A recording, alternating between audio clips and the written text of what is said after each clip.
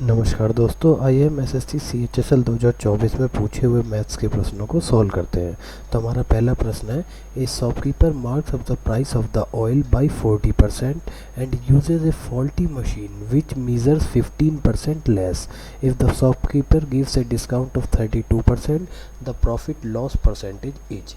ठीक है, तो आइए सवाल में देखते हैं। हमें तीन कंडीशन दे रखी है। पहली चीज़, वो अपने मार्क प्राइस को 40% से इंक्रीज़ करता है। दूसरी चीज़, वो एक फॉल्टी मशीन यूज़ करता है जो 15% लेस वेट करती है।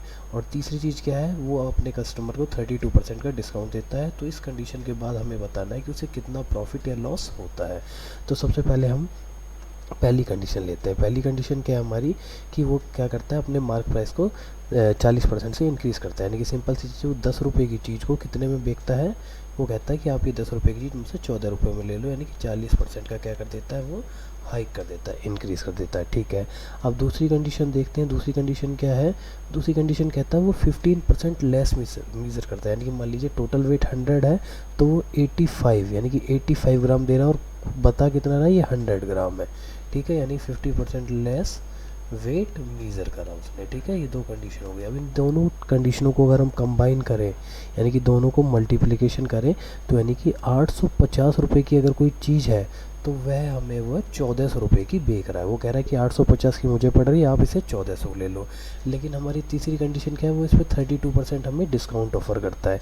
यानी कि वो कहता है कि इस 1400 रुपये की चीज़ पे मैं आपको 32% डिस्काउंट ऑफर करता है। अगर 32% डिस्काउंट ऑफर कर रहा है, तो 100 में से 32 गए, यानी कि 68% का वो हमें कहता है कि 68% में आप ये चीज़ ले जाओ। तो अगर 68 से मल्टीप्लाई करें तो हमारी वैल्यू आती है 2 और 14 × 84, 84 है 952 रुपये। यानी कि हमारी तीनों कंडीशन के बाद वो कहता है कि जो चीज़ मुझे 850 रुपये की पड़ी है, वह चीज़ मैं आपको 952 रुपये की दे दूँगा। ठीक है, तो सिंपल सी चीज़ है, 850 की चीज़ को 952 रुपये में बेच रहा है, तो उसे कितने रुपए का प्रॉफिट हो रहा है, इज इक्वल टू प्रॉफिट क्या है, 952 माइनस 850 इज इक्वल टू 102 रुपये का क्या कमा रहा है, वो प्रॉफिट कमा रहा है। अगर प्रॉफिट परसेंटेज निकालते हैं, तो profit percentage equal to 102 upon में उसे पड़ रही है 850 रुपये की, इंटू में 100। ठीक है, इसे काटते 17 × 6 = 102, और ये गया 50 टाइम्स, ये गया 1 टाइम्स, और ये गया 2 टाइम्स। यानी कि 6 दूनी 12% का उसे ओवरऑल क्या हो रहा है, प्रॉफिट हो रहा है। यानी कि तीनों कंडीशन पूरी होने पे भी उसे कितने परसेंट का प्रॉफिट हो रहा है, 12% का, जो कि हमारा रिक्वायर्ड आंसर है क्वेश्चन में। यानी कि पहला ऑप्शन हमारा बिल्कुल क्या है, करेक्ट है। चलिए दोस्तों, हम अपने अगले क्वेश्चन को देखते हैं। हमारा अगला क्वेश्चन है, in how many years will the simple interest on a sum of money be equal to the principal at the rate of 6/7% per annum. ठीक है, ये सिंपल इंटरेस्ट का सवाल है। इसमें हम छोटा सा एक कॉन्सेप्ट देखते हैं कि सिंपल इंटरेस्ट का फॉर्मूला होता है क्या है। एसआई का फॉर्मूला कभी भी आपने सिंपल देखा होगा, हमारा रहता है प्रिंसिपल इनटू में जो रेट ऑफ इंटरेस्ट है, ठीक है, और इनटू में टाइम। यानी कि प्रिंसिपल का रेट ऑफ टाइम के हिसाब से जो भी रेशियो आता है, यानी कि प्रिंसिपल मान लीजिए इन दोनों को मिला के मल्टीप्लाई करके 50% है, यानी कि प्रिंसिपल का 50% हमारा क्या हो जाएगा, हमारा हो जाएगा सिंपल इंटरेस्ट। अच्छा, ये सिंपल सी चीज़ है, यानी कि प्रिंसिपल में हम इन दोनों को मिला के परसेंटेज वाइज अगर मल्टीप्लाई कर दे, तो वो हमारा उतना हमारा क्या आ जाता है, सिंपल इंटरेस्ट आ जाता है। अब इस क्वेश्चन में हमें दे रखा है कि हमें टाइम बताना है कि सिंपल इंटरेस्ट कितने टाइम में इस रेट ऑफ इंटरेस्ट से प्रिंसिपल के बराबर हो जाएगा। यानी कि अगर प्रिंसिपल 100 रुपीज़ है, तो ये भी कितना हो जाएगा, 100 रुपीज़ हो जाएगा। यानी कि प्रिंसिपल बराबर हो जाएगा सिंपल इंटरेस्ट के, यानी कि 100% हो जाएगा। ठीक है, अब हमारी यही चीज़ है कि प्रिंसिपल 100% हो जाएगा। ठीक है, अब हम देखते हैं रेट ऑफ इंटरेस्ट हमें दे रखी है, यानी कि रेट ऑफ इंटरेस्ट हमारे पास है इनटू टाइम, इसको 100% बनाना है। ठीक है, ये हमारे पास है, तो टाइम पे आया 100 divide by rate of interest 2/6 को हम क्या लिख सकते हैं, 20/7% पर एनम। ठीक है, यहाँ पे आर से डिवाइड करते हैं, जो 20 आया नीचे, ऊपर क्या चला गया 7, ये गया 1 टाइम, ये गया 5 टाइम, तो इसको मिला के कितना है 35 ईयर्स। ठीक है, टाइम कितना आ गया हमारा 35 ईयर्स। यानी कि 35 ईयर में इस रेट ऑफ इंटरेस्ट से जो भी प्रिंसिपल होगा वो अपने, जो भी प्रिंसिपल होगा वो सिंपल इंटरेस्ट और प्रिंसिपल दोनों क्या हो जाएंगे इस केस में, बराबर हो जाएंगे। और यही हमसे पूछा हुआ है, यानी कि हमारा थर्ड ऑप्शन क्या है, बिल्कुल सही है। चलिए हम अपने अगले प्रश्न की तरफ बढ़ते हैं। अगला प्रश्न है हमारा, if Arun salary was decreased by 50% and subsequently increased by 50%, then how much percent did he loss. बड़ा सिंपल सा सवाल है। अब इसमें हम सबसे पहली चीज़ क्या मानते हैं कि अरुण की सैलरी कितनी है।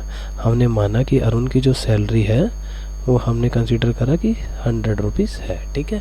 अब पहले स्टेप में दे रखा है कि हमें 50% क्या करना है, इसको डिक्रीज़ करना है। तो हमने 50% क्या करा है, इसको डिक्रीज़ कर दिया, यानी कि 100 का 50% होता है 50 रुपीज़। तो यानी कि 100 में से 50 गए, अब सैलरी कितनी हो गई, रुपये 50 रुपये हो गई। दूसरे स्टेप में कहता है कि इसको 50% हमने क्या कर दिया, इंक्रीज़ कर दिया इसको, ठीक है। तो 50 का 50% होता है 25 रुपीज़, यानी कि 25 रुपीज़ क्या हो गई, इंक्रीज़ हो गई है, ठीक है। तो 50 से 25 इंक्रीज़ हुआ, कितना आ गया, 75%। अब उसने पूछा इनिशियल और फाइनल में उसे कितना लॉस हुआ, यानी 100 रुपये में उसे कितना नुकसान होता है, 25 रुपये का, ठीक है। 100 माइनस 75 कितने का नुकसान हुआ, 25। अगर 100 पे 25 का नुकसान हो रहा है, यानी कि 25% का नुकसान हो रहा है, जो कि हमसे पूछा हुआ है। यानी कि पहला ऑप्शन हमारा क्या है, बिल्कुल सही है।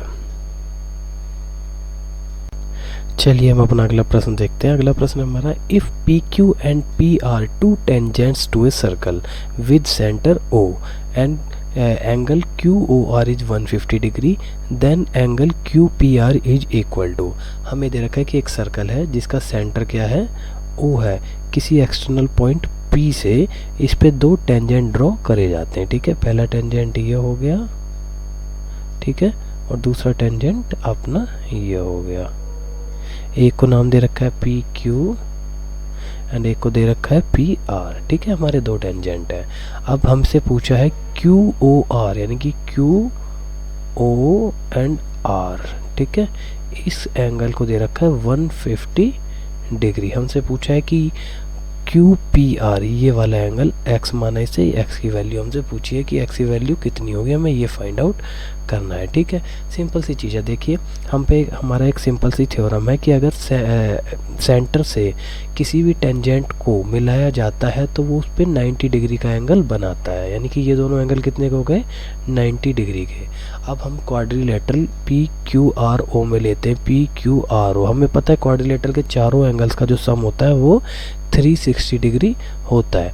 अब हमारे दो एंगल, यानी कि ये एंगल और ये एंगल 90 डिग्री के हैं, ठीक है।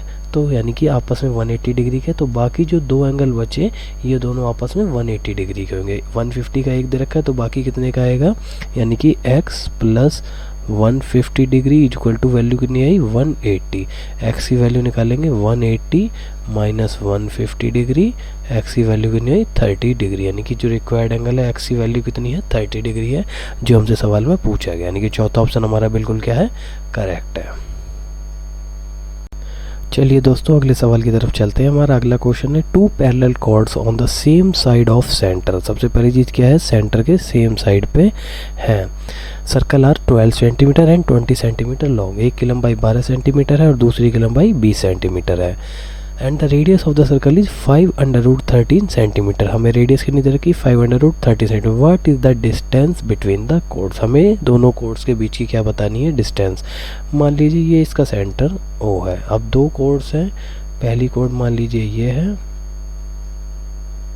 और दूसरी कोड मान लीजिए ये है। दोनों सेंटर से एक ही साइड में है। तो ये बड़ी वाली है, ये अपने आप 20 सेंटीमीटर की होगी, छोटी है ये अपने आप 12 सेंटीमीटर की हो गई। अब हमने क्या करा, सेंटर से इसको यहाँ पे ऐसे सबसे पहले ये मिला है और दूसरी को भी क्या कर दिया, सबसे पहले हम इस पे क्या करते हैं, परपेंडिकुलर दोनों पे हमने ड्रॉ करा। अब हमारी एक थ्योरम है कि अगर हम सेंटर से कोई भी परपेंडिकुलर ड्रॉ करते हैं कोड पे, तो वो इसको दो इक्वल पार्ट्स में डिवाइड करता है। यानी कि यहाँ पे डाला तो ये 10 आ गया और ये 10 आ गया, ठीक है। और यहाँ पे डाला तो ये 6 आ गया और ये 6 आ गया, ठीक है। ये दो चीज़ें हैं। अब हमने क्या करा, इसको यहाँ से ऐसे रेडियस को मिला दिया। हमें पता है रेडियस की वैल्यू कितनी है, 5√13, ठीक है।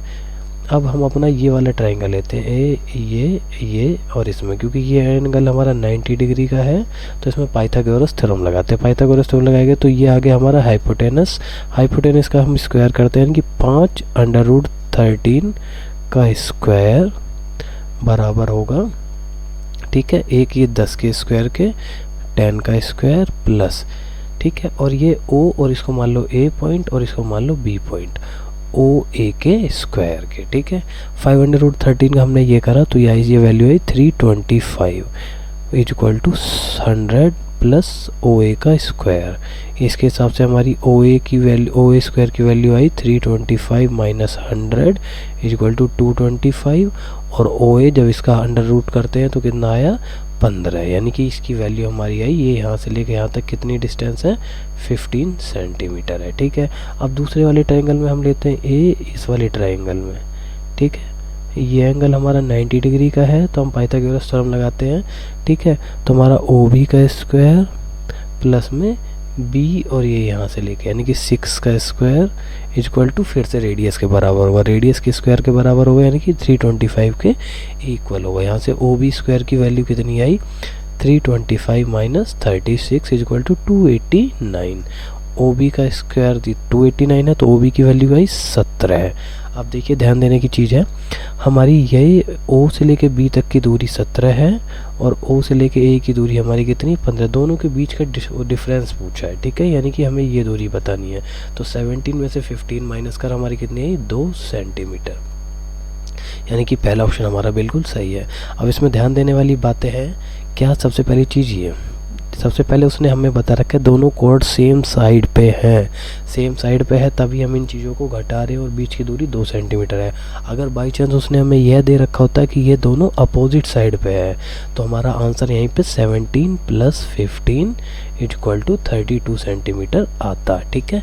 और अगर हमें यह दे देता 30 ये सेंटीमीटर है और बाई चांस हमें कुछ ऐसा भी दे सकता है कि दोनों की लेंथ बराबर है, अगर वो हमें ऐसा कोई केस देता है कि दोनों की लेंथ बराबर है तो हमारी थ्योरम है कि इक्यू डिस्टेंस कोड सेंटर से हमेशा इक्वल होती है। तो या तो एक की दूरी 17 आती या फिर 15 आती, तो इस केस में या तो 34 आंसर होता या 30 सेंटीमीटर आंसर होता। तो ये छोटी छोटी बातें जो ध्यान देने योग्य जिससे आंसर हम जल्दी निकाल सकते हैं। तो इस केस में हमारा आंसर कितना है 2 सेंटीमीटर, ठीक है।